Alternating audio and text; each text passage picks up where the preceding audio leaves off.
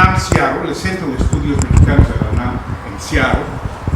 Otra estructura de la UNAM que encabeza un servidor que se llama UNAM PAME, Programa de Apoyo a los Mexicanos en el Extranjero. La Comisión Nacional de los Derechos Humanos, que está ahora representada por Jesús Quintana, que es el director general de la Quinta Visitaduría, por la Fundación Carlos Slim y desde luego por CIMAR, Centros de Salud de la Comunidad, que pone, entre otras cosas, nuestro tiempo laboral para poder realizar este trabajo.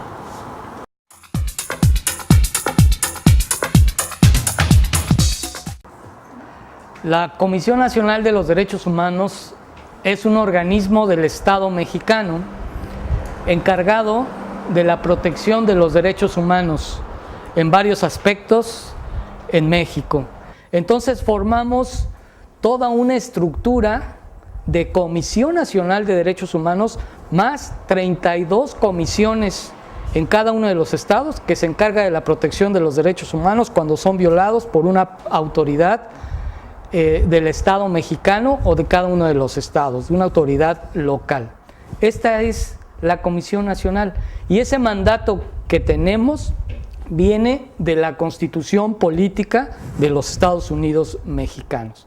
Por eso somos un organismo del Estado mexicano, no pertenecemos al gobierno mexicano, somos un ente aparte del gobierno mexicano, pero sí pertenecemos al Estado mexicano como un ente aparte, como un ente autónomo del Estado mexicano. Esa es la comisión, esos derechos humanos o esos derechos civiles, como se le conoce exactamente acá en los Estados Unidos. Y ante esta nueva política migratoria norteamericana, pues nos dimos a la tarea de decir cómo podemos como Comisión Nacional de Derechos Humanos pues apoyar a los connacionales, no nada más a los mexicanos, sino a todos los latinos, a todas las personas extranjeras que viven aquí, pues dándoles información. Esa es una de las formas, acercándoles la información para que conozcan esta.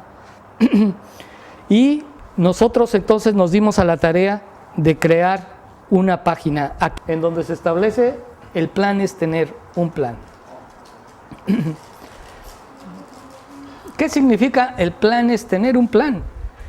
Que estemos preparados para lo que pueda venir. Estas dos partes es, ¿estás en Estados Unidos o estás en México? Y ahorita vamos a entrar acá. Simplemente también les quiero comentar esto. Parte de esta información que nosotros damos también se les puede dar de manera verbal a través de dos teléfonos que nosotros pusimos. Uno desde Estados Unidos, cualquier persona puede hablar, le contestarán gente de la Comisión Nacional en la Ciudad de México y les brindarán la información. A nosotros, un grupo de abogados de allá de la Comisión Nacional fueron capacitados por parte de abogados norteamericanos sobre lo básico que puede ser las leyes migratorias norteamericanas y cómo pueden acceder en caso de que suceda algo. En eso nos capacitaron y por eso a un abogado que fue capacitado puede contestar este teléfono y dar esa información. O bien desde México. ¿Y esto por qué? Porque muchas veces las familias mexicanas que tienen familiares acá en Estados Unidos, pues no los encuentran o dicen, me acaba de llamar mi familiar que a mi hijo o a la nuera o a quien ya lo detuvieron, ¿qué hacemos? Y entonces también le damos esa información, puede hacer esto, puede acudir a tal lugar, en fin. Otra de las formas que pueden acceder a nosotros también es a través del correo electrónico que ponemos también aquí y que está también en este folleto y que pueden acceder. Ahora, si nosotros le damos clic aquí en Estás en Estados Unidos, acá está, infórmate, estás en Estados Unidos, infórmate, oriéntate, defiéndete. Ahora, si le damos a infórmate,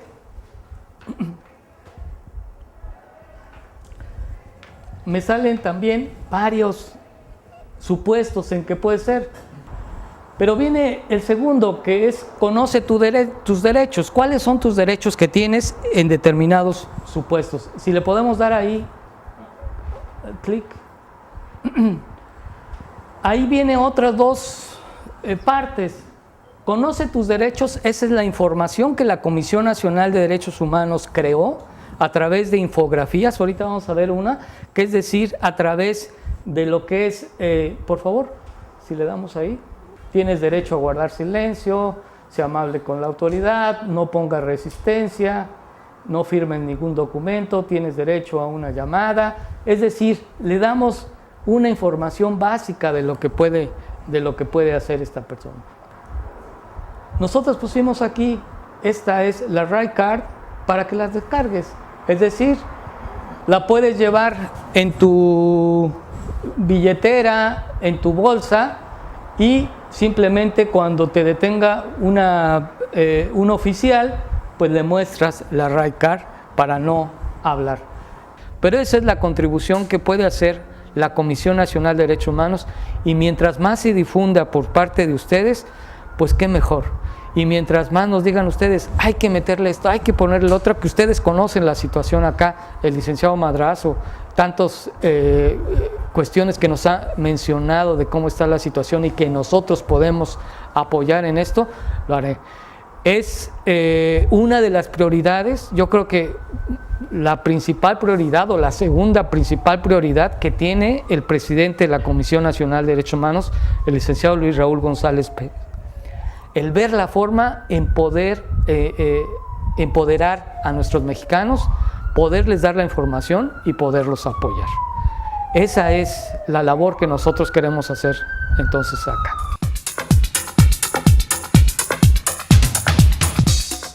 Nosotros no somos un banco como lo que ustedes conocen como un banco per se, como decir el Banco de América, Wells Fargo, Chase. Nosotros ofrecemos todos los productos que ofrece un banco, a diferencia de que nosotros somos una organización sin fines de lucro. Básicamente, usted al abrir una cuenta de ahorros, una cuenta de cheque con nosotros, usted se convierte en parte de nuestra organización. Usted pasa a ser miembro de nuestra organización, por decirlo así, como pasa a ser dueño. Va a tener una participación en nuestra compañía, en nuestra organización. Seattle Credit Union. Seattle Credit Union básicamente fue fundada en el 1933. Llevamos varios años, si pueden hacer la matemática, más de 70, 80 años ¿verdad? Acá ofreciéndole servicios a la comunidad. Ofrecemos una gama completa de productos y servicios bancarios. Somos una unión de crédito sin fines de lucro, muy importante. Por eso ofrecemos tasas de intereses muy competitivas. Muchas veces las tasas de intereses que nosotros podemos ofrecer son aún más competitivas que lo que puede ofrecer un banco de la talla de Wells Fargo Chase. Adicional a eso, como nosotros somos una organización local, nos regulan las instituciones financieras federales, pero somos un poco más, podemos ser un poco más flexibles a la hora de otorgar crédito. ¿Okay? Somos una cooperativa y nuestros miembros, que era lo que les decía, son los mismos dueños. Ahora bien, hablando de las ayudas en cuanto al préstamo para usted poder tomar su examen para convertirse en ciudadano americano. Sabemos que, ¿verdad? Es para muchas familias $725 es mucho dinero cuando lo tienes que pagar, ¿verdad? No lo tienes en agenda y tienes que sacar $725. A eso se le suman otros gastos adicionales. Si tienes que pagar por un abogado, si tienes que pagar por 2, 3 o 4 miembros adicionales de la familia, ¿no? Estamos ofreciendo en asociación con CMART, estamos ofreciendo lo que llamamos un préstamo Citizenship con 0% de interés. Básicamente nosotros no vamos a generar ninguna ganancia por ofrecer este tipo de préstamo. Un préstamo con 0% de interés. Muy fácil y muy sencillo de entender. Suponer que usted solamente necesita los $725 para poner su aplicación, ¿verdad? La cantidad que usted necesite, si son $725, usted lo va a dividir en un plazo de 12 meses, que es la cantidad que le estamos, de tiempo que le damos para repagar esa cantidad. ¿Okay? Y esa cantidad de dinero usted la puede utilizar para pagar por los pasaportes, para pagar por la primera aplicación, renovación, cambios y otros servicios dentro del proceso de inmigración. ¿Okay? Nuevamente se ofrece sin pago de interés. Usted tomó $725 prestado, esa cantidad es la que usted va a repagar. Un ejemplo de esto, si toma 600, si no necesita los $725, solamente necesita unos $600 para completar para la aplicación, le vamos a otorgar los $600 y lo vamos a dividir en un plazo de 12 meses para pagar. Por lo tanto, el pago mensual serían $50 al mes, nada más. Es muy sencillo. Ahora bien, esto es para el préstamo que le llamamos Citizenship Express, que es hasta un máximo de $725. Si lo que ocupa son solamente $300, tiene un máximo hasta $725 con este programa. Tenemos el Citizenship Plus.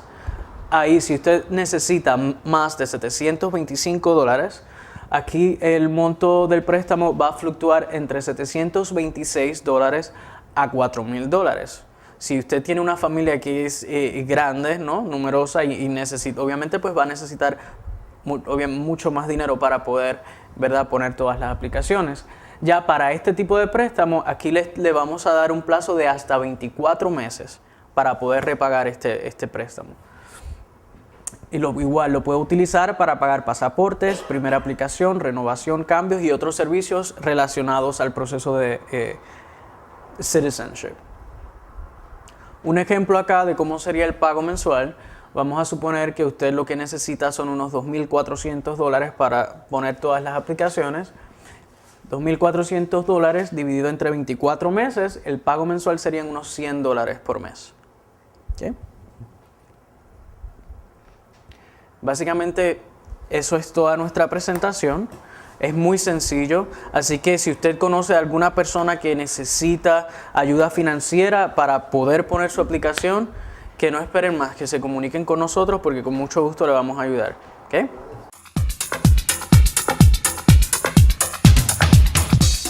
Entregarles ahora unos paquetes de papel.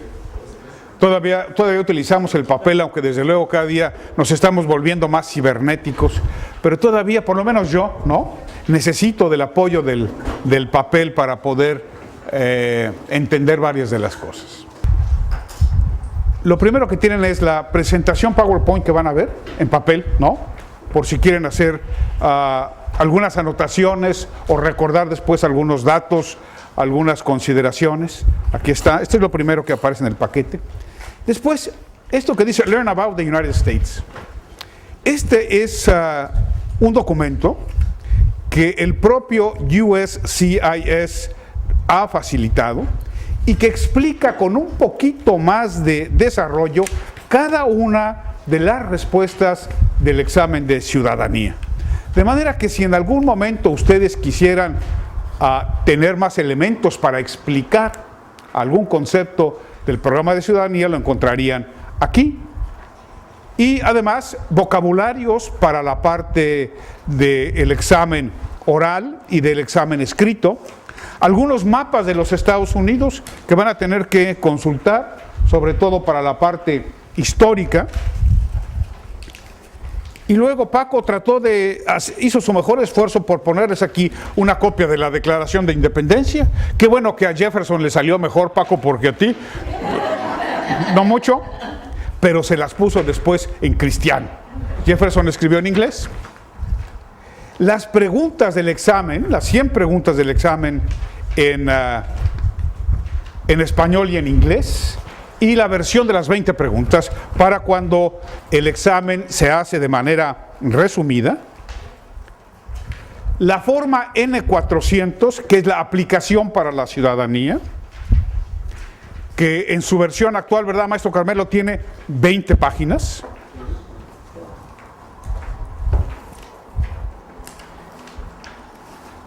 Y finalmente, la forma I-92, que es la solicitud para la exención de pago de la aplicación de la ciudadanía, para no pagar los $725. Esta última parte se la voy a pedir después al maestro Carmelo y a Paco que les expliquen cuándo sí y cuándo no procede la exención del pago. Eso es lo que tienen en sus paquetes, ¿no? Son materiales que, si deciden ayudarnos, van a utilizar repetidamente. Hay un montón de organizaciones en el estado de Washington, en Seattle, desde luego en los Estados Unidos, que están ayudándole a la gente a obtener la ciudadanía de los Estados Unidos. Aquí, por ejemplo, en Seattle, hay organizaciones tan grandes como One America.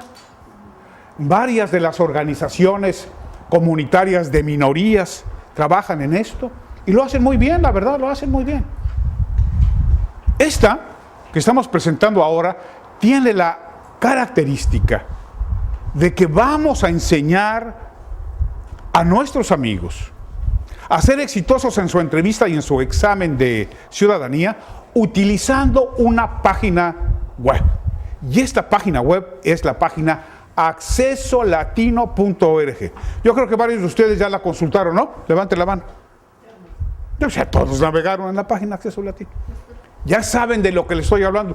Tú la vas a consultar ahorita, Luis, ya te vi, que ya estás picándole ahí al aparatito. Y de eso se trata, precisamente de picarle al aparatito. Sí, hay muchas formas, hay muchos métodos, hay muchas técnicas, pero la que vamos a usar aquí, si ustedes quieren, es la invitación que les queremos hacer, es utilizando la página de accesolatino.org. Les decía que la Fundación Slim, ustedes saben quién es el señor Carlos Slim, ¿verdad? Tiene una fundación y se ha ocupado esta fundación de muchas cosas, entre otras a través de esta página de la ayuda a los hispanoparlantes, especialmente a los mexicanos. Y en esa fundación, junto con la UNAM, junto con la Comisión Nacional de Derechos Humanos, y aquí en el estado de Washington, con CIMAR, han lanzado este nuevo programa de ciudadanización y ustedes van a ver ahora por qué de la importancia de convencer a nuestros amigos de hacerse ciudadanos de los Estados Unidos de América. Yo le llamo el compromiso digital. Y es porque viene de 10. No viene de 12, viene de 10. La idea es que ahora yo pueda convencer a 10 amigos como ustedes de ser instructores del programa de ciudadanía y que después uno de esos 10 haga lo mismo y después otro de esos 10 haga lo mismo, divididos en 5 sedes de la UNAM, para dar resultados, los primeros resultados, en el plazo de 1 año. Déjenme ser más explícito en la petición que les quiero hacer. Los queremos invitar para que ustedes sean instructores del curso de ciudadanía, para que cada uno de ustedes en 1 año haga 10 ciudadanos. En 1 año, en 12 meses, haga 10 ciudadanos, utilizando este método. Es decir, es menos de 1 ciudadano por mes.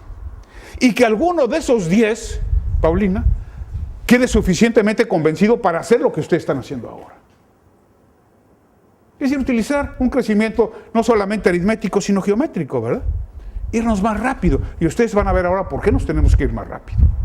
Y esto que estoy haciendo yo hoy en día aquí, en Seattle, lo van a estar haciendo las otras 4 sedes que la UNAM tiene en Los Ángeles, en Tucson, en Chicago y en San Antonio, Texas. Es la forma como la UNAM, en cooperación con la Fundación y la Comisión Nacional, quieren colaborar para algo que juzgamos verdaderamente estratégico.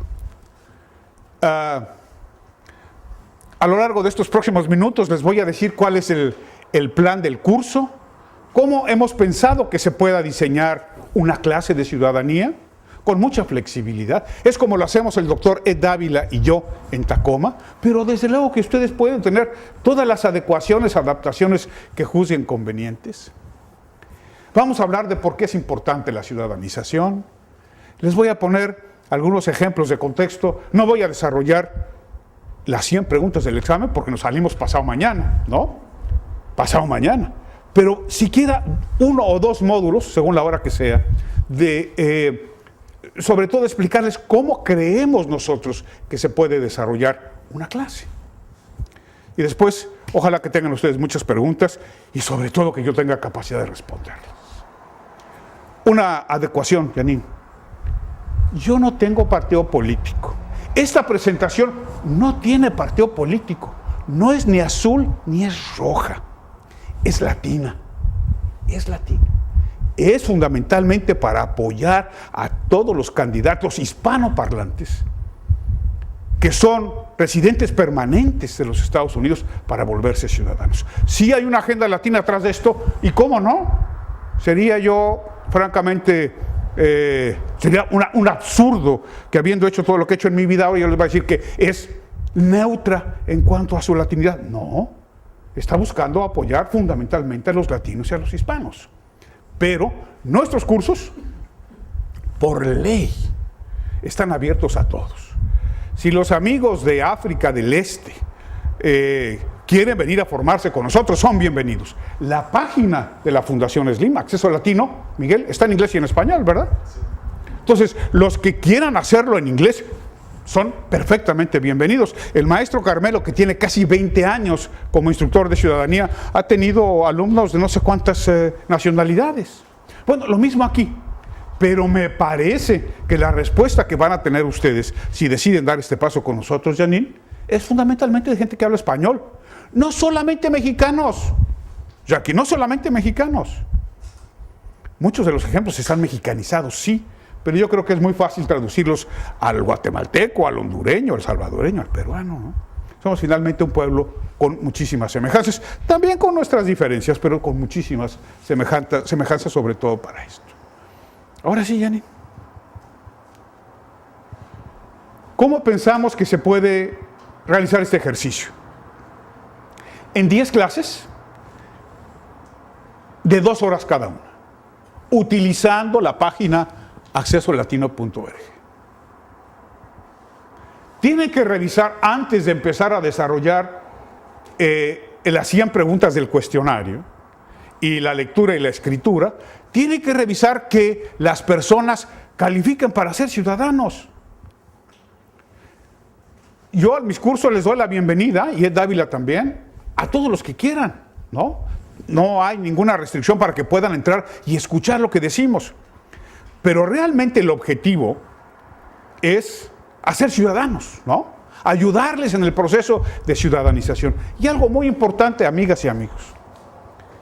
La UNAM, CIMAR, la Fundación, la Comisión, no quiere solamente ciudadanos pericos. No queremos ciudadanos pericos. ¿Quién es el ciudadano perico? Es el que se aprendió de memoria las respuestas a las 100 preguntas, va el día de la entrevista, contesta bien 6, ya pasó, sale de las instalaciones de migración y ya se les olvidaron todas, ¿no? Esto sucede, ¿no? Memorizan, hacen gran esfuerzo de memorizar para un ratito y listo. No, nosotros quisiéramos que sean ciudadanos que participen realmente de la vida pública y política de este país, que participen en la democracia de este país. De eso se trata fundamentalmente, como un producto comunitario de este esfuerzo. Hay indudablemente muchos productos personales, muchos beneficios personales de hacerse ciudadanos, y los vamos a repasar. Ojalá y que el proceso de ciudadanización solamente fuera enseñarles a escribir unas cuantas frases, a leer unas cuantas oraciones y a responder unas cuantas preguntas. Híjole, sería mucho más fácil de lo que es. Todo empieza con el llenado de la aplicación.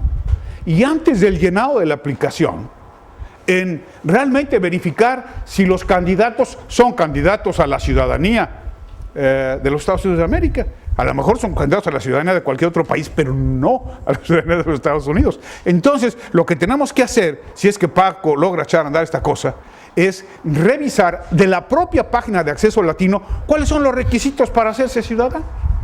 La primera lección, ahorita vamos a ver cómo hemos distribuido las 10 lecciones de 2 horas, y la primera parte de la primera lección es poner esto y saber si realmente estamos ante candidatos a la ciudadanía o no. Y como lo desarrolló la página de Acceso Latino, es extraordinariamente sencillo. Nosotros también en CIMAR tenemos una hojita, ¿verdad, maestro?, que es el registro preliminar. Todavía esto lo facilita mucho más.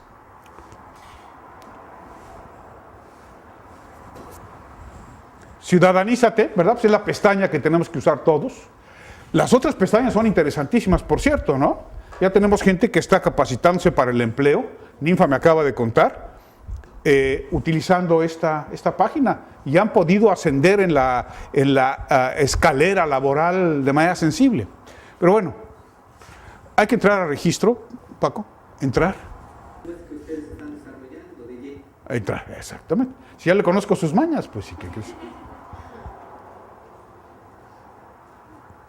¿Otra vez, Paco? Ok, quita esta pantalla. Muy bien. Requisitos para hacerme ciudadano. Módulo 1.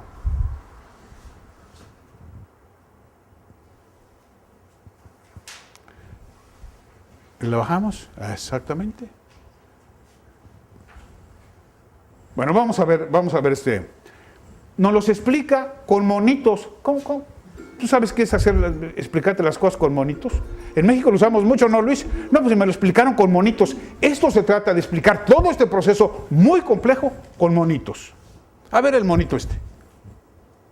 Si es elegible para la ciudadanía, en este módulo le ayudaremos de una forma muy sencilla a identificar si es candidato para la ciudadanía. El programa Ciudadanízate se enfoca exclusivamente a la aplicación para la ciudadanía por naturalización. El primer paso es revisar si cumple con los requisitos que pide el Servicio de Ciudadanía e Inmigración de Estados Unidos, es decir, el U.S. Citizenship and Immigration Services. En este primer módulo deberá responder un formulario con el cual lo ayudaremos a identificar si cumple con los requisitos básicos para la ciudadanía. Es muy importante recordar que debe confirmar cualquier información con un experto o un asesor legal de confianza. El formulario lo guiará por una serie de preguntas que deberá responder haciendo clic en la opción adecuada. El sistema automáticamente determinará si puede continuar respondiendo el formulario o le falta algún requisito. En algunos casos podrá haber un botón que dice ejemplo. Al hacer clic en él, podrá escuchar un audio y leer un texto para aclarar mejor la pregunta. No existen respuestas correctas o incorrectas. El formulario únicamente es para ayudarlo a conocer los requisitos y saber si es candidato a la ciudadanía de los Estados Unidos. ¿Estamos listos? Comencemos. Haga clic al botón inicial.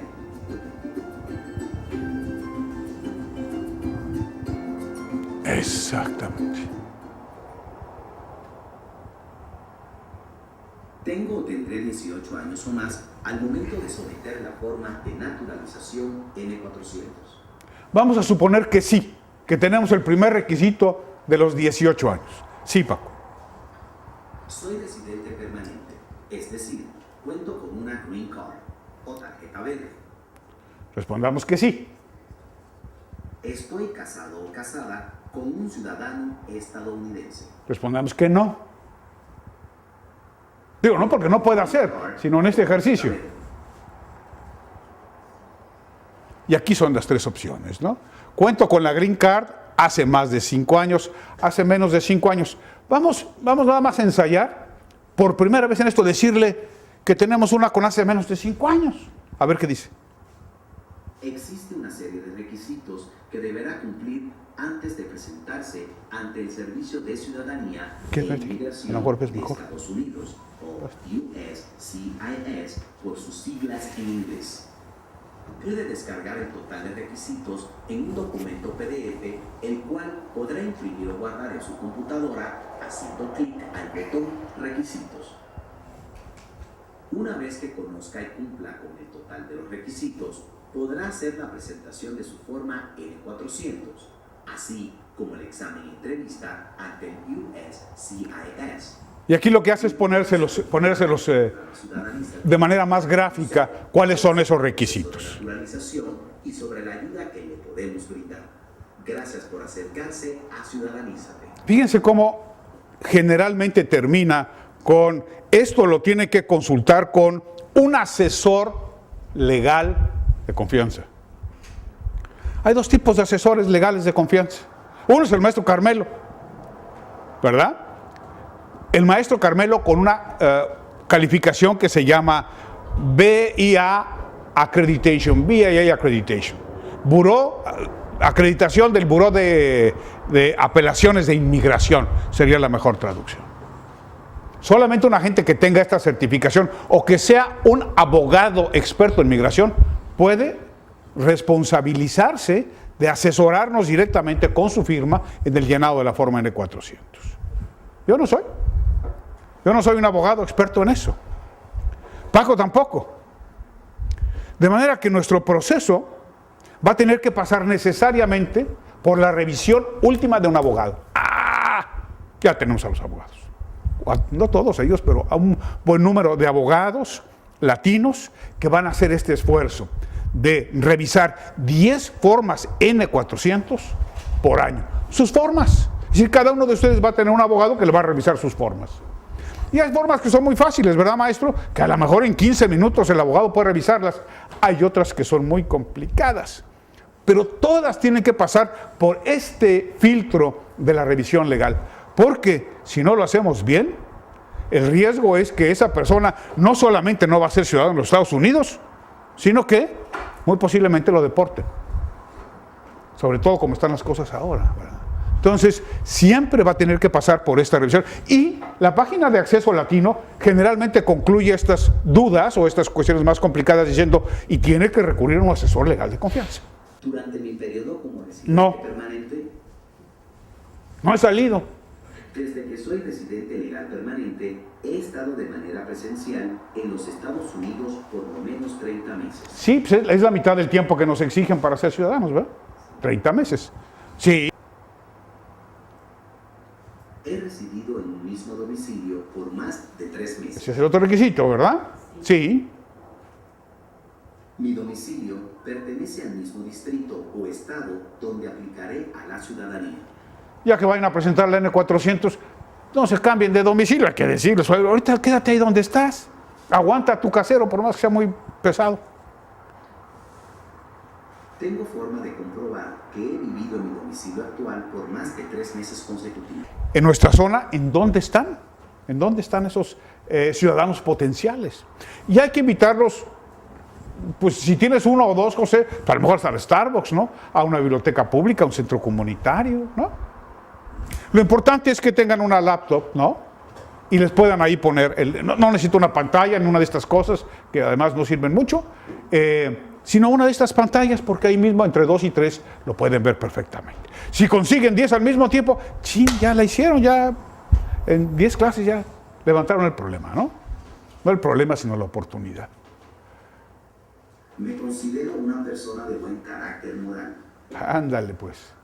Esta es, ¿verdad, maestro? La pregunta de las preguntas. ¿Me considero una persona de buen carácter moral?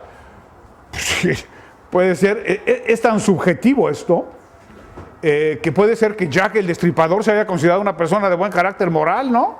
El Mochaorejas a lo mejor era una persona de buen carácter moral, ¿no? Pero además hay formas jurídicas para decir, esto no es un buen carácter moral. Sobre esto, el DUI, la violencia doméstica, no es un buen carácter moral. Entonces no tienes el requisito, ¿no? Esa es la pregunta que más merece la consulta con el abogado, ¿verdad, maestro?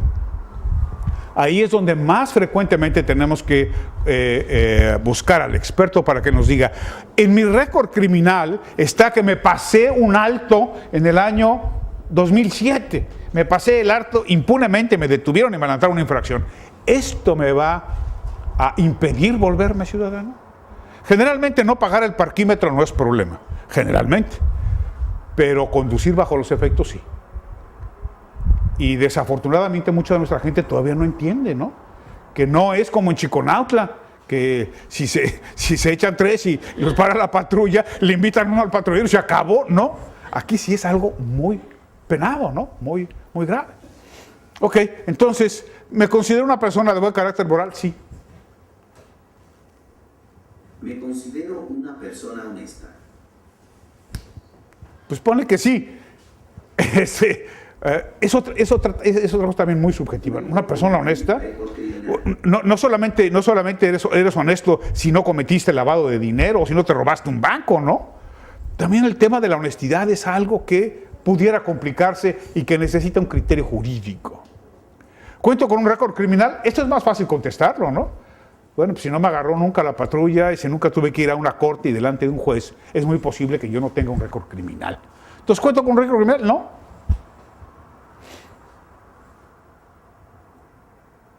He cometido alguna falta, ofensa, etcétera, que haya sido removida de mi récord criminal. Vamos a ponerle que no. Pero todavía con el tema del machismo mexicano, desafortunadamente todavía lo hay, ¿no? Pues sí. Conocimiento básico de la historia y el gobierno de los déjale si quieres ahí, Janet, pero todavía el tema de, pues sí le pegué a mi mujer, pero eso no es tan grave. Es terrible, ¿no? Que todavía sigan pensando eso, pero sucede. Y eso es un impedimento para obtener la ciudadanía. Tengo conocimiento básico de la historia y el gobierno de los Estados Unidos.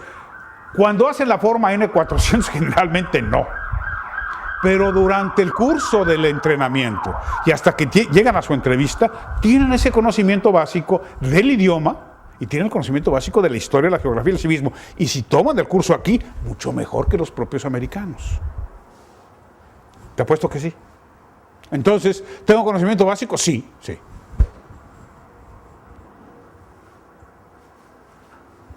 Soy capaz de leer, escribir, entender y hablar un nivel básico de inglés. Ponle que sí. Este es uno de los grandes temas, ¿no? Híjole, es que, ¿cómo? Yo no hablo inglés, ¿cómo voy a pasar el examen si yo no hablo inglés? Pero el inglés que nos piden es un inglés realmente básico. No es William Shakespeare, ¿no? Son algunas cuestiones que pueden aprenderse muy fácilmente y sobre todo con el método fonético que utiliza la página de Acceso Latino, ¿no? Entonces, sí, pues sí hablo un inglés básico. Vamos a contar que sí. Estoy dispuesto a apoyar a la Constitución de los Estados Unidos de América. Bueno, pues si se van a ser ciudadanos de los Estados Unidos de América, pues desde luego que están dispuestos a apoyar la Constitución. ¿Qué va a decir otro? Entonces ya no voy a apoyar la Constitución mexicana. No, claro que sí. O la peruana. No, claro que sí. Porque afortunadamente nuestros países reconocen la doble y algunos hasta la múltiple nacionalidad. De manera que no por apoyar la Constitución de los Estados Unidos van a dejar de apoyar la Constitución de su país de origen. ¿Verdad? Sí. Estoy dispuesto a tomar el Oath of Allegiance, es decir, el juramento de lealtad a los Estados Unidos. Eso es con lo que termina el proceso, ¿no? En donde ustedes juran fidelidad a la bandera y al país de los Estados Unidos. Juran ser fieles a él. Pues sí, así es, ese es el Oath of Allegiance, ¿no? La promesa de lealtad. Sí. Felicidades. Usted Ahí cumple tiene. todos los requisitos para aplicar la ciudadanía de los Estados Unidos a través de la naturalización. Ahí estuvo. Lo invitamos a continuar con el módulo 2, donde conocerá mucho mejor el proceso de naturalización. Gracias por acercarse a Ciudadanízate. Para volver al índice de números. Supongamos que en alguna la respuesta fue negativa. Lo que van a hacer es remitirlos con un abogado. Y ahí sí, solamente el abogado o la persona acreditada por el BIA va a poder resolver ese tema. Ninguno de nosotros lo va a poder hacer, ni siquiera yo. Si le dan su acreditación a Carmelo, dentro del equipo va a ser Carmelo. Y esperemos que sea muy pronto, ¿no? Pero además este pool de abogados que nos va a estar ayudando, ¿no? ¿Sí? Ok. Vamos a regresarnos a mi PowerPoint.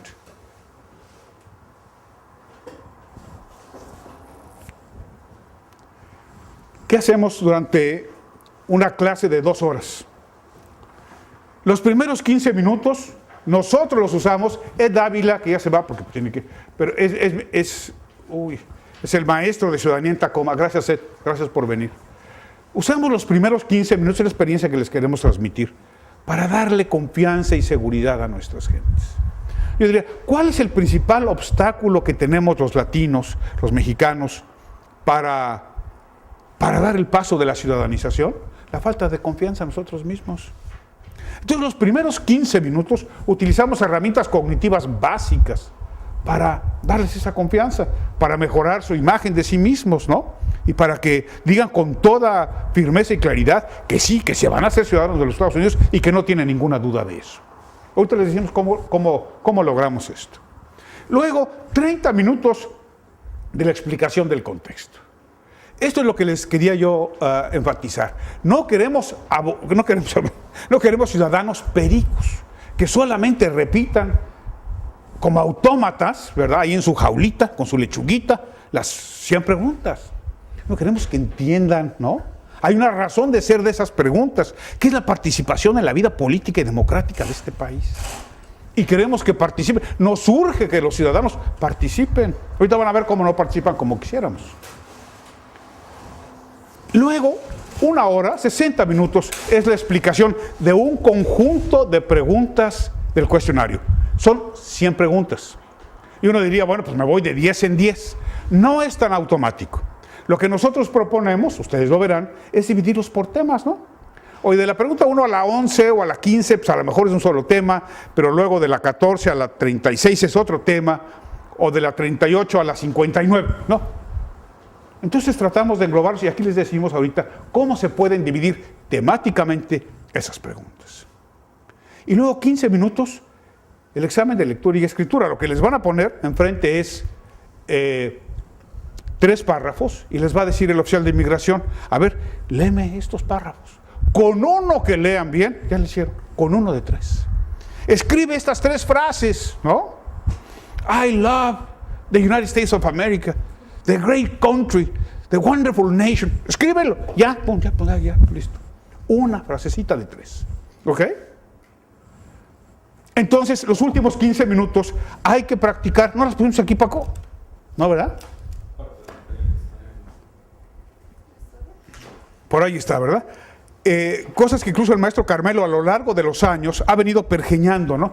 ¿Qué tipo, cuando él ha presenciado los exámenes, qué preguntas hacen? ¿Qué frases tienen que escribir? ¿Qué frases tienen que leer? Ahí están. Ahí está. Dentro de muchas posibilidades. No quiere decir que necesariamente estas, pero es un repertorio del tipo de ejercicios que el oficial de inmigración puede hacer. Y así le sale 2 horas. Se sientan 2 horas con 10 al mismo tiempo a todo dar. Con 1, con 2, con mi vecino, con Chonita, la que bolsearon. ¿Ok? Hay que ir por ellos. Muy bien, la que sigue, por favor, Yani.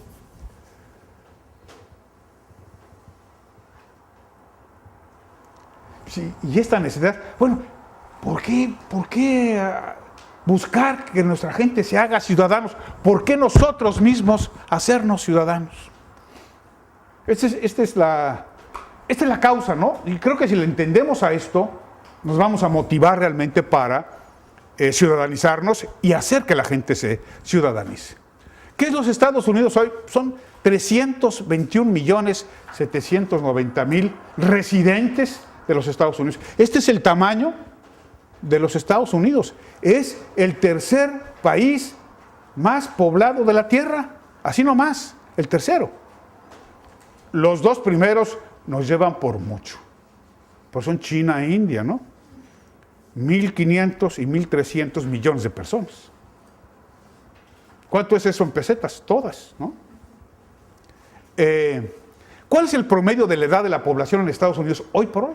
Ni siquiera 37 años, 36.8 años. Es una población, digamos, en una madurez inicial. Los niños de las minorías, no solamente latinas, o sea, que no son blancos caucásicos, el 50.4% pertenecen a una minoría.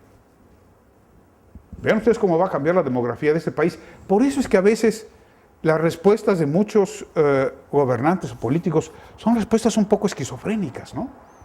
Porque están viendo que esto está cambiando y no saben para dónde, y no saben cómo, y no saben cómo se va a asimilar. Lo que tenemos que explicarles es que va a cambiar, y va a cambiar para bien. Y cuando nosotros los integremos, este país va a ser todavía más grande. A personas de origen latinoamericano viviendo en Estados Unidos somos 54 millones. Esto puede variar de acuerdo con la fuente que consulten.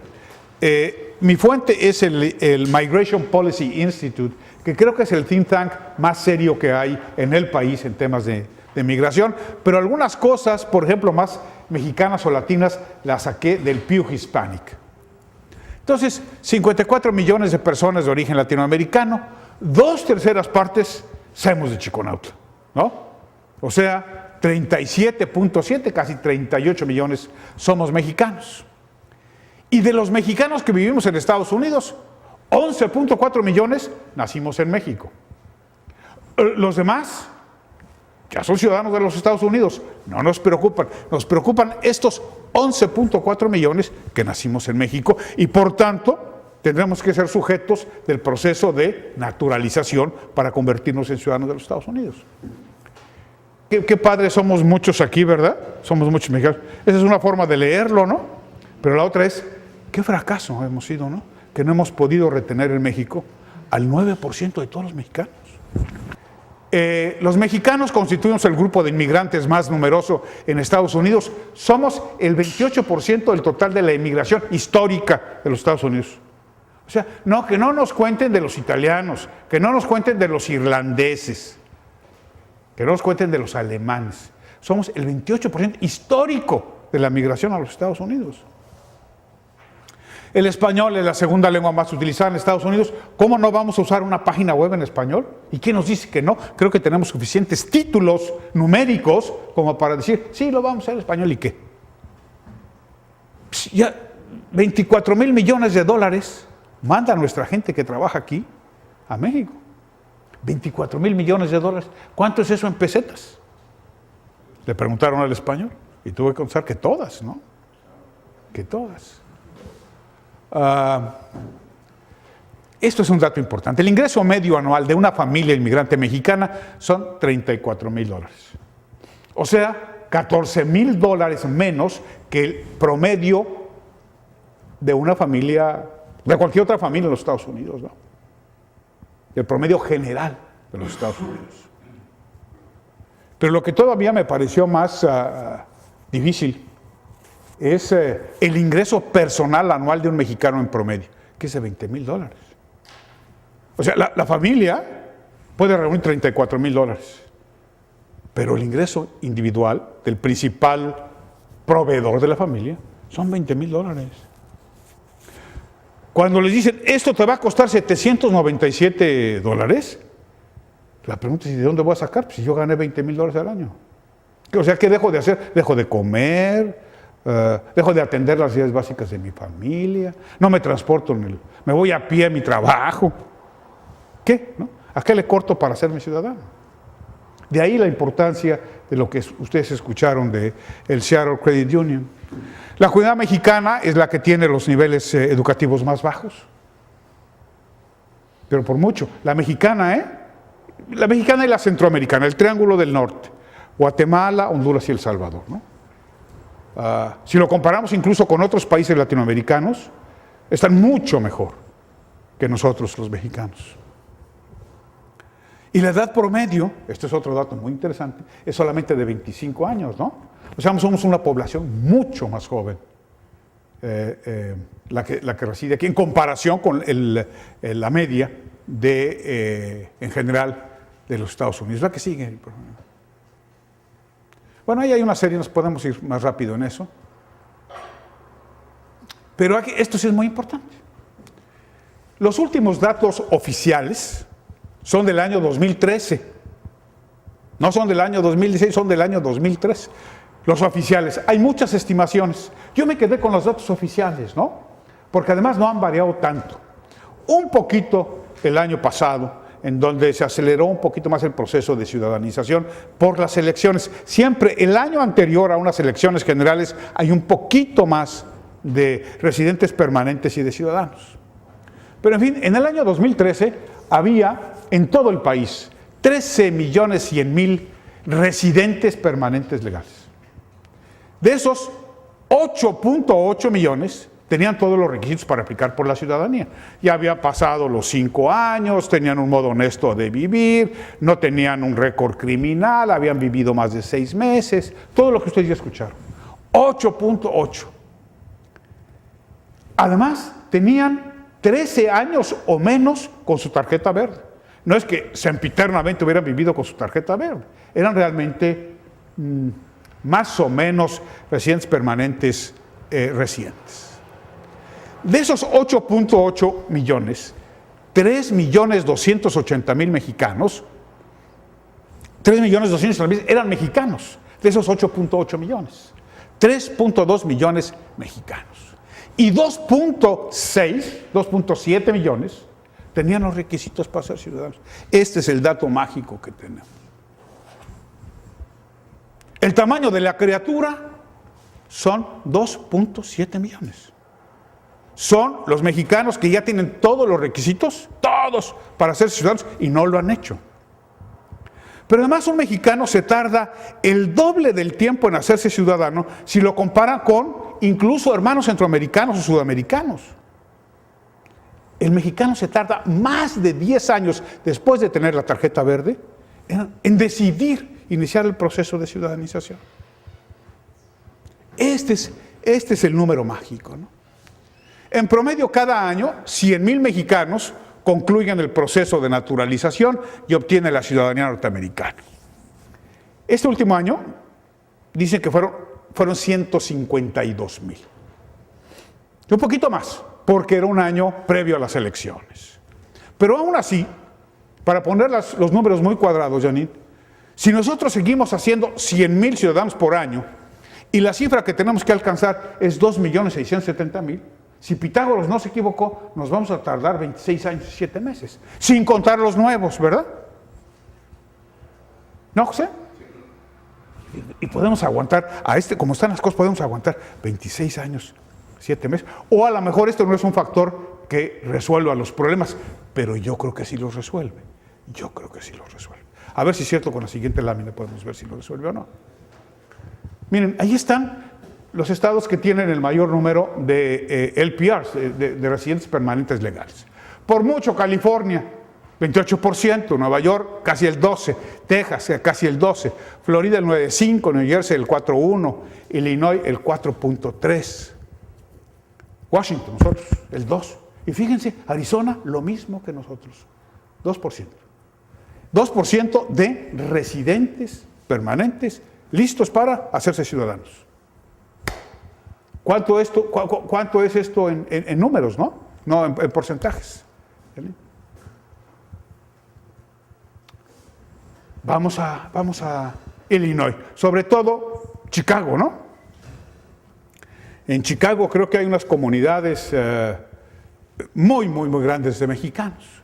Bueno, el tamaño de los que son elegibles son 356.000, los mexicanos son 164.000.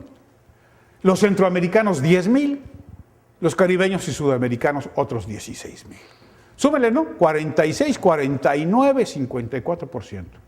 Más de la mitad de todos los residentes permanentes en Illinois son latinoamericanos. ¿No? Chicago es un estado azul. O sea, Illinois es un estado azul. Lo ganó el Partido Demócrata, por cierto. A ver, vamos, los que siguen son ejemplos de otros estados. Pero lo que quería llamar la atención es que está incluso esto dividido, no pusimos todos para no cansarlos, pero está condado por condado. Sabemos condado por condado cuántos mexicanos hay que son residentes permanentes y que pueden ser ciudadanos. Si no, vamos a la última. A ver, pásale, Yanin. Está Texas, ¿no? Arizona, y aquí está el estado de Washington. Aquí es donde vivimos nosotros, aquí es donde vamos a trabajar, si ustedes lo deciden, este tema. El total son 182.684, es el tamaño de la criatura para el total de elegibles para la ciudadanía. De ellos, 49.578 son mexicanos. Ese es el tamaño de nuestro niño, ¿no? 50.000, 55.000, ¿no? Casi 60.000, ¿no? Ese es el tamaño de las gentes que necesitamos alcanzar. 60.000. ¿Verdad? Y aquí están por condados, ¿no? Aquí está el corredor Seattle, Tacoma, Bellevue. Ya sabemos que aquí está el 14%. Hay 15.902. Donde yo vivo, donde tú vives, Luis. Hay 15.902. En las otras zonas del condado de King, que no son estas ciudades, el 12%. Solamente hay 31 en el downtown Seattle. Vamos a buscarlos, ¿no? Son solamente 31, Paulino. ¿No?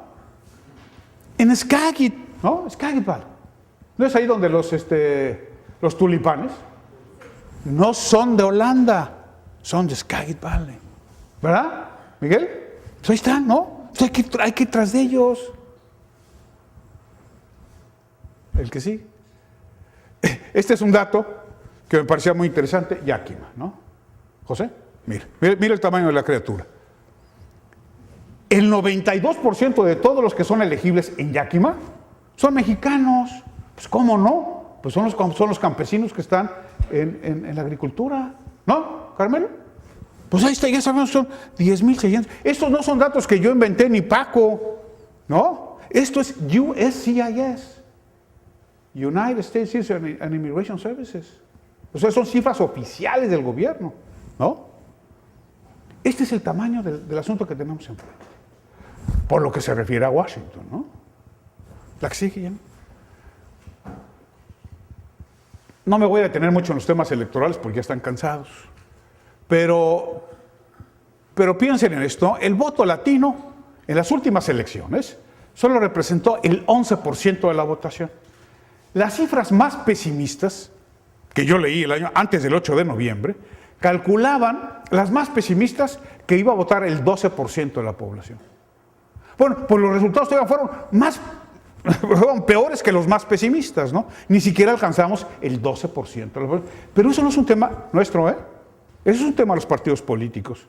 Los partidos políticos tienen que salir y convencer a los que ya están registrados y ya pueden votar que lo hagan. No es el tema de la ciudadanización. El nuestro es el primer pasito anterior a ser los ciudadanos. Ustedes conocen estos resultados. El 65% votó por la candidata Clinton, el 29% por el presidente Trump, el 6% por otro candidato, los libertarios, el Partido Verde, el Partido Independiente. Ay, qué interesante, ¿verdad? Quiere decir que de cada 3 ciudadanos nuevos que hagamos, siguiendo estas estadísticas, 1 va a votar por el Partido Republicano y 2 van a votar por el Partido Demócrata. Casi, ¿no? Casi. Es el 29%. En lo que acaba de pasar en la elección del presidente Trump. Los que fueron a votar fueron 13 millones de latinos. Y este dato, ¿no? Dice, bueno, no me causa mucha alarma que la mayoría de los grupos evangélicos protestantes hayan votado por el Partido Conservador, por el grupo conservador. Es así la tendencia histórica. El 60% votó republicano. Híjole, pero el 52% de los católicos votaron también por Trump. Pero cuando yo voy a misa, lo que yo oigo es algo diferente. Tú no vas a misa, Jorge, es que ni me digas. La que sigue. La Fundación Slim mandó a hacer una encuesta para ver qué es lo que les interesa a los mexicanos para volverse ciudadanos. ¿Por qué quieren volverse ciudadanos? ¿Cuáles son sus prioridades? Votar y ser votado, el 33% contestó que esa es su prioridad. El 33%. Y los otros, acceder a beneficios gubernamentales, incrementar las oportunidades de empleo, traer a más familiares a vivir con ellos a los Estados Unidos, nunca ser deportado, tener un pasaporte americano, poder viajar sin restricciones. Todo esto será la prioridad número 1. ¿no? ¿Cómo la ves, Luis? Pues yo lo que veo es que el outreach que hemos llevado a cabo nos hemos equivocado rotundamente. ¿Qué le decimos a nuestros amigos mexicanos e hispanoparlantes para que se vuelvan ciudadanos? Hermanos, que si te haces ciudadano, te vas a registrar y vas a votar. Pero solamente eso le importa al 33% de los candidatos, ¿no? Quiere decir que el resto de los factores pesa más que el factor de registrarse y votar. ¿Qué es lo que más les interesa? Sobre todo tener peace of mind, ¿no? No me van a deportar, puedo traer a más familiares. Hay cosas que repercuten en mi bolsa porque puedo tener mejores oportunidades de empleo, puedo tener mejores becas para mis hijos. Todo lo que personalmente, no colectivamente, sino personalmente, trae acarreada la ciudadanía. ¿No? Ojo, creo que nos hemos equivocado en la estrategia para alcanzar a estos 50,000 mexicanos que viven en nuestro territorio, en el estado de Washington. Ahí están las bonitas cifras electorales. No me voy a detener mucho. Los rojos son republicanos, los azules son demócratas. Y está, ¿cuántos votos hubo por cada uno de los candidatos? La que sigue, Yanni. La que sigue. Si tienen curiosidad, métanse a cada uno de los estados, a cada uno de los distritos, es bien interesante. La que sigue. Este es el mapa de los Estados Unidos hoy, ¿no? Todavía sigue siendo los Estados Unidos casi un paréntesis, la costa del Pacífico, las colonias históricas, ¿no? En la costa atlántica, y bueno, acá un poquito y otro poquito. Pero no son ni totalmente rojos ni totalmente azules, ¿verdad? O sea, no está el asunto en blanco y negro, no está el asunto en rojo y en azul. ¿No? Hay unos pedacitos, por aquí hay algunas diferencias, ¿no? A ver la siguiente. Fíjense la diferencia que hubo entre el partido ganador y el partido perdedor, entre republicanos y demócratas, en estos estados. En Michigan el 0.23, en Pensilvania el 0.72, en Wisconsin el 0.76, en Florida el 1.20, en Nebraska el 2.24. En Arizona el 3.55, en Carolina del Norte el 3.6 y en Texas el 9. Olvídense de Texas aquí, porque el porcentaje de 9 significa como 800,000 votos. Pero en todos estos, si los mexicanos que están ahí se hubieran registrado y hubieran votado, hoy el resultado de la elección hubiera sido diferente. Son los que se llaman swing state, ¿no? La que sigue. Fíjense como casi todos ellos son swing states. Aquí está, además de todos esos, Ohio, ¿no? O sea, ¿qué les quiero decir con esto? Que si en las próximas elecciones nuestra gente, estos que hemos estado viendo las láminas, se registra, se hace ciudadano, se registra y vota, la composición del Congreso en 2 años muy probablemente sea distinta. La composición de las fuerzas políticas en 4 años muy posiblemente sea distinta. A mí no me importa si sea rojo o azul, con que sea hispano, con que sea latino. Cuando me dicen, ¿y por quién vamos a votar? Oye, a mí no me preguntes por quién vas a votar. Te digo, ¿qué está ofreciéndote este candidato? No a un cargo de elección popular muy importante, sino a lo mejor el distrito escolar. ¿Qué piensa de los latinos? Haz esas preguntas. ¿Qué piensa de los hispanos? Es una agenda latina. La pueden tener los rojos y los azules, ¿no? De hecho, así sucede.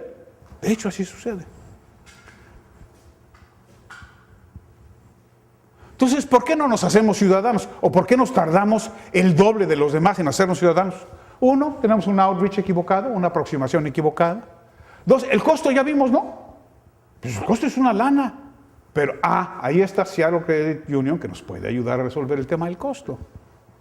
Por temas de cultura, por temas de pruritos, malos entendidos, como este, ¿no? No, si yo le juro lealtad a la Constitución de los Estados Unidos, ¿cómo? ¿Qué voy a hacer con la Constitución de Chiconauhtla, no? ¿Qué voy a hacer con la Constitución peruana, mexicana, no? Dejo de ser mexicano. Si me hago ciudadano, si me hago gabacho, ya no soy mexicano. ¿Ustedes creen que es broma? Mucha gente así lo piensa. Hay que decirle, no, hombre, legal y jurídicamente y culturalmente, tú no pierdes tu mexicanidad nunca. Tienes ahora 2, has ganado 2.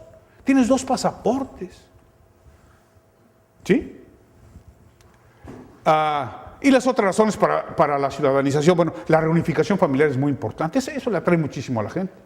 Oye, yo puedo traer a gentes de mi familia que no he podido traer como residente permanente, pero que sí puedo pedir como ciudadano.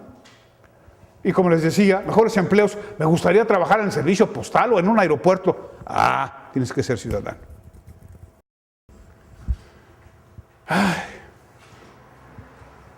No, ya no le voy a entrar a este asunto porque ¿cuál es la principal razón por la cual nuestra gente no se hace ciudadana? Ya explicamos un montón, ¿no? Pero yo creo, Miguel, que no se hace ciudadano por desidia. No se hace ciudadano porque no se cree capaz de hacerse ciudadano. ¿Y por qué no? Pues porque tiene una mala imagen de sí mismo. Porque tiene un problema de respeto a sí mismo, ¿no? Yo pienso que ahí está la base de todo este asunto. Entonces, lo que nosotros hacemos en Tacoma es la primera clase, los primeros 15 minutos. A ver, fulanito, cuéntame cómo va a ser el día de tu examen, de tu entrevista. ¿Cómo va a ser el día que te vas a ser ciudadano? Sueño despierto. Dime el futuro en tiempo presente. Cuéntamelo. Cuéntamelo con detalle. ¿Cómo vas vestido? ¿Cómo está vestido el oficial de inmigración? ¿A qué domicilio fuiste? ¿Cómo llegaste? ¿Te pusiste un perfume?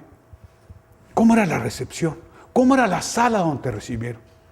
¿Cómo te trató el oficial de inmigración? Cuéntamelo con detalle.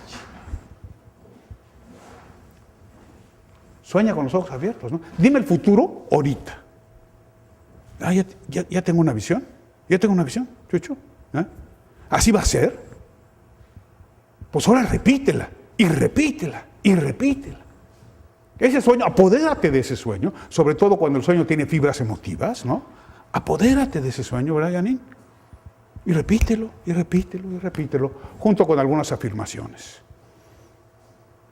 Yo soy un gran ciudadano de los Estados Unidos. Ahora que soy ciudadano, mi familia va a estar mucho mejor. ¿No? Porque todo esto de que yo no puedo, de que yo no funciono, de que yo no sirvo, de que yo no sé, de que a Chuchita la bolsearon, es una cultura. Esas son cosas que aprendimos y metimos en nuestro subconsciente, ¿verdad? Y claro, cuando respondemos y tomamos una decisión, de donde agarramos es del subconsciente. ¿Y qué agarramos? Yo no puedo, yo no sirvo, yo no funciono, yo no. ¿Verdad? Metamos en lugar de esos yo no, unos yo sí. ¿Verdad? O sea, estos problemas que tenemos los mexicanos no son de fábrica, no son de fábrica. No venimos así, no venimos equipados, no nacimos así. Los aprendimos. Son cultura, ¿verdad, Chucho? Son cultura. Y si los aprendimos, los podemos desaprender y podemos poner otras creencias, Luis, otras creencias en su lugar. Yo sí puedo, pero ¿cómo no? No solamente salir el 1 de mayo y gritar, y lo haría yo también, como César Chávez, yes we can, ¿no? Sí se puede. Pero hay que vivir el sí se puede. Entonces, la visualización. Y cada clase les vamos preguntando a un estudiante distinto qué es su sueño, cómo es su sueño. ¿A qué olía la oficina en donde hiciste el examen de ciudadano? Cuéntamelo todo. Y no se imaginan los estupendos resultados que hay. Es psicología cognitiva elemental. Y da resultados. Los primeros 15 minutos nos echan un rollo como el que me eché yo ahorita. Y no se lo estoy explicando a ustedes. ¿Verdad? 15 minutitos. Y luego, la que sigue, Yanni. La segunda parte es que van a revisar con ellos los requisitos para la ciudadanía, ¿no? Y ya se fueron los dos, ya se fue la primera hora. ¡Pum! Ya se fue la primera clase, es la primera lección. ¿No? ¿Y dónde lo van a hacer? En accesolatino.org. Pues vayan, sí, no. Oye, que ya no, ¿sabes qué? No sigamos adelante, vamos a consultarlo con el abogado. ¿Sí? Porque la idea es que al final del curso, o antes si se puede, la N400 esté lista. No crean que mandan la N400 y al día siguiente los invitan a que hagan el examen, ¿no? ¿Cuánto tiempo están tardando, Carmela, ahorita? De que manda la N400 a aquella entrevista, 6 meses. Ahora, la idea es que bajen el acceso latino y lo tengan. Algunos de nuestros agentes no tienen, Luis, no tienen laptop, no tienen computadora personal, pero entonces tienen un celular y mejor que el mío. Mejor que el mío les apuesto. Y lo pueden bajar y tenerlo ahí, ¿no, Yanin? Y ahí están estudiando todo el santo día de Dios, hombre. Antes de que llegue el camión, ahí en la parada del camión, se ponen con su celular. Antes de dormirse, ¿no? Pues hay un ratito, a ver, de la pregunta 1 a la 10, a ver, ya me la aprendí. O sea, la ventaja es que pueden aprender esto con mucha facilidad, pero no solamente yendo a las clases. Si no hacen un trabajo por sí mismos, en sus casas, con su celular, no va a funcionar. ¿La que sigue, Yanin? Ya me faltan como 40.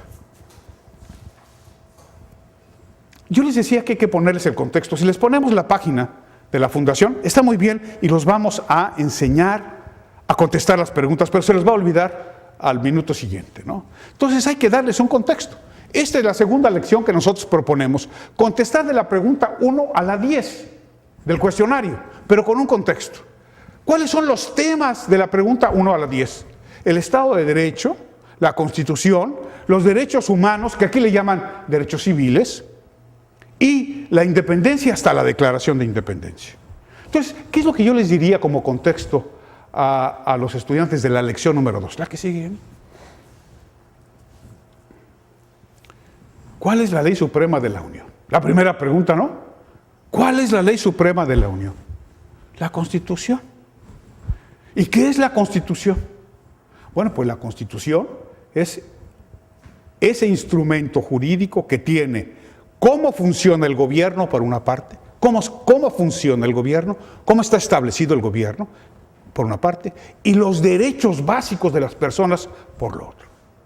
Eso es la Constitución. La Constitución de cualquier país, lo único que tiene son esas dos. Bueno, puede ser que tenga muchas cosas más. La mexicana tiene cantidad de cosas más, pero es fundamentalmente el mecanismo y el sistema de gobierno y los derechos humanos, nuestras garantías individuales y sociales. Eso es lo que tiene la Constitución, es lo que tiene la Constitución de este país. La más antigua Constitución del mundo occidental. La Constitución escrita. Hay una Constitución que no es más antigua, pero no es escrita, la Constitución inglesa. Pero la Constitución más antigua, 240 años, es la Constitución de los Estados Unidos. ¿Quiénes la hicieron? Bueno, la hicieron una serie de representantes de las originales colonias norteamericanas, de las 13 excolonias. Se juntaron en una ciudad preciosa que se llama Filadelfia, 55 representantes de las colonias. Y discutieron durante 4 meses y 3 días un documento que resultó ser la Constitución. Se pelearon un buen rato. Había un proyecto que era el proyecto de Virginia, que era un proyecto muy federalista, y había otro proyecto más conservador que era el proyecto de New Jersey. Ninguno de los dos funcionó. Se pelearon hasta que un señor de nombre James Madison les dijo: sí, vamos a sentarnos, ¿no? Vamos a ponernos de acuerdo. Tú dices esto, tú dices lo otro. ¿Por qué no mediamos aquí, no? ¿Por qué no lo arreglamos para que todos quedemos contentos con esto? Y se llamó el Compromiso de Connecticut. Y se aprobó la Constitución. La adoptaron, ¿no? Y esa era la Constitución de los Estados Unidos. Eso que firmaron los señores que estaban ahí, los 55 delegados. No. Eso era apenas un proyecto de lo que ellos pensaban que debía ser la Constitución. Y en un acto francamente extraordinario, de gran altura, dijeron: esto que nosotros ya nos pusimos de acuerdo, que nos tardamos 4 meses para ponernos de acuerdo, ahora queremos que vaya al pueblo, que vaya a las colonias, para que el pueblo de las colonias diga si quiere esto como Constitución, sí o no. Que voten y digan sí o no. Cuando 9 de las 13 colonias digan que sí, esto es la Constitución, porque es la mayoría, ¿no? Cuando 9 digan que sí, esto es la Constitución. Y lo mandaron. Y la mandaron a las colonias, ¿no? Y empezaron a votar. La primera que votó rapidito dijo: sí, yo sí lo acepto. Es Delaware. Por eso el primer estado, jurídicamente hablando, de la Unión Americana, de los 50 que hay hoy, es Delaware. Y el último que la aceptó, ya casi cuando ni se acordaban de ellos, fue Rhode Island, ¿no? Entonces, le preguntaron a la gente, ¿realmente quieres esto como constitución? Ese proyecto que hizo James Madison, que por eso se llama el padre de la Constitución, no el papá de los pollitos, no el padre de la patria, el padre de la Constitución, James Madison. La siguiente. Si de una enmienda tenemos que acordarnos, es toda la guerra civil, la guerra de secesión en este país, Abraham Lincoln, ¿y con qué termina? Con la enmienda 13. Y la última enmienda es la enmienda 27. Y la enmienda 27, lo único que dice es de 1992, muy reciente, ¿no? Y estamos hablando de una constitución de casi 250 años, pues 27 son muy poquitos. De 1992. Dijo, mientras esté un representante en el Congreso, no le pueden subir ni bajar el sueldo. Ni subir ni bajar el sueldo. O sea, ya diríamos en Chiconaucla, pues el diputado ya agarró su curul, ya agarró su chamba. Mientras tenga esa chamba, no le pueden subir ni bajar el sueldo. Eso es lo que dice la enmienda número 27. Esta es una pregunta del examen. ¿Cuáles son los principales derechos de la primera enmienda? La religión. A eso vinieron. ¿Por qué se vino el Mayflower para acá? ¿Quiénes venían en el Mayflower, Miguel? Venían, y ni siquiera venían de Inglaterra, venían de Holanda, pero venía un grupo de ingleses que se llamaban los puritanos, que venían a buscar un territorio en donde pudieran ejercer su religión como ellos la entendían. No lo pudieron hacer en Inglaterra, no lo pudieron hacer en Holanda. Dijeron, vámonos a América. Dicen que allá del otro lado del mar, sí podemos. Ahí vamos a establecer. Y ellos se vinieron. ¿Cuál es el primer derecho que garantiza la primera enmienda? La libertad de religión, que consiste en que en este país cualquier persona puede profesar la religión que quiera o no profesar ninguna. O no profesar ninguna. La religión del ateísmo, ¿verdad? O no profesar ninguna. La segunda enmienda. ¿Saben de qué habla la segunda enmienda? Del derecho de portar armas. Todavía la segunda enmienda, hecha en 1791, se discute hoy en la Suprema Corte de Justicia. ¿Qué tipo de armas? Fusiles de asalto, puede ser una R-15, una K-47, lo que garantizaba la segunda enmienda. Todavía se está discutiendo, ¿no? Ya casi se me acaba la pila y también la presentación. Y luego lo último de lo que habla esta fase es del proceso de independencia, que se inicia pues un poquito antes de 1773, pero en 1773 se da esto que se llama el Boston Tea Party Ship. Resulta que Jorge III, el rey de Inglaterra, nomás quería que los colonos le pagaran impuestos y no tenían los colonos ningún derecho. Y un día mandaron tres buques cargados de té, ¿no? Y llegaron los colonos, ¿no? Los milicianos, se subieron a los barcos y aventaron el té por la borda. Eso es lo que se llama el Boston Tea Party Ship. Es la primera vez que dijeron los ingleses, aguas con estos colonos que quieren la independencia. ¿Y saben qué? Mandaron 50,000 soldados. Ese era el tamaño del ejército inglés para esas épocas, ¿no? Bueno, se inició la guerra de independencia y en el segundo Congreso Continental que tuvo lugar en 1776, el señor Thomas Jefferson, no solamente Thomas Jefferson, pero principalmente Thomas Jefferson, escribió la Declaración de Independencia y se proclamó el 4 de julio de 1776. Ese día se festeja la independencia de los Estados Unidos. Ese día fue el día que adoptaron la Constitución, la firmaron y la aprobaron 2 días antes. Yo hubiera dicho, oye, no, vamos celebrando la independencia el 2 de julio. Pero no, la ceremonia de adopción de la Constitución se dio el 4 de julio de 1776. ¿Quién escribió la Declaración de Independencia? Thomas Jefferson. Ok. Bueno, ya, vamos ya para terminar. Todo esto es la misma explicación, son los conceptos que creo que pueden utilizar. Esto es la tercera lección. Vamos ahora, Paco, otra vez acceso latino, ¿no? Nada más para que vean cómo explicar las 10 primeras preguntas. Y con esto vamos a terminar. Entonces otra vez, ciudadanízate. Y ahora vamos a el módulo 4, Paco, y a las herramientas del módulo 4. Preparándome para la entrevista y el examen. Ahí están las primeras preguntas del cuestionario, ¿no? La primera. What is the supreme law of the land? A ver, primero en inglés. A ver si lo trazamos hoy. 1. What is the supreme law of the land? The Constitution. 1. ¿Cuál es la ley suprema de la nación? La Constitución. What is the supreme law of the land? A la pregunta, ¿qué es la ley suprema de nuestro país? La respuesta es en realidad muy sencilla. La Constitución.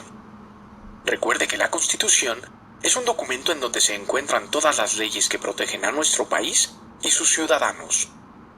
El oficial de inmigración le preguntará en inglés. What is the supreme law of the land? Y la respuesta es... The Constitution. ¿Ok? Entonces lo que hace la página de la Fundación es utilizar el método fonético, ¿no? Así lo dirían si lo pronunciaran en español, ¿no? ¿Cómo? A ver, Chucho. ¿Cómo? ¿Qué dice aquí? Léelo en español. Aquí. Léelo. ¿Todo? ¿Sí? ¿Todo? Léelo en español. No, aquí, como suena. Sí. Bueno, no pronuncia en inglés, en español, igualito. ¿Cómo lo dirías en español?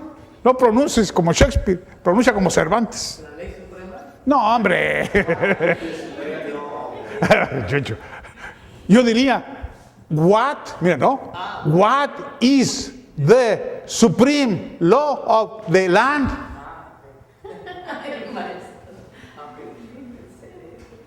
¿No? Tú, a ver. What is the supreme law of the land? Ahora aquí la respuesta. The Constitution. The Constitution. Bueno, así están explicadas las 100. Las 100. ¿Cómo se la van a aprender sus alumnos? ¿Con el método fonético? No se lo van a aprender con el método fonético. Se lo van a aprender en inglés. Casi todos. Hay algunos que lo van a poder hacer en español. Por ejemplo, Miguel, él es el primer ejemplo de lo que estamos haciendo en este grupo. Va a ser el primer ciudadano formado por un servidor en este sistema. Y muy pronto, ¿verdad? No os vais a quedar mal, sino que... Una fácil.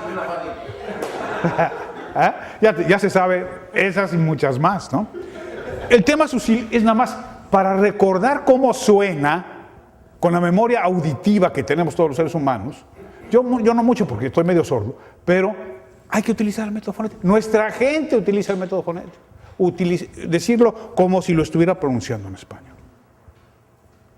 Así están las 100 preguntas.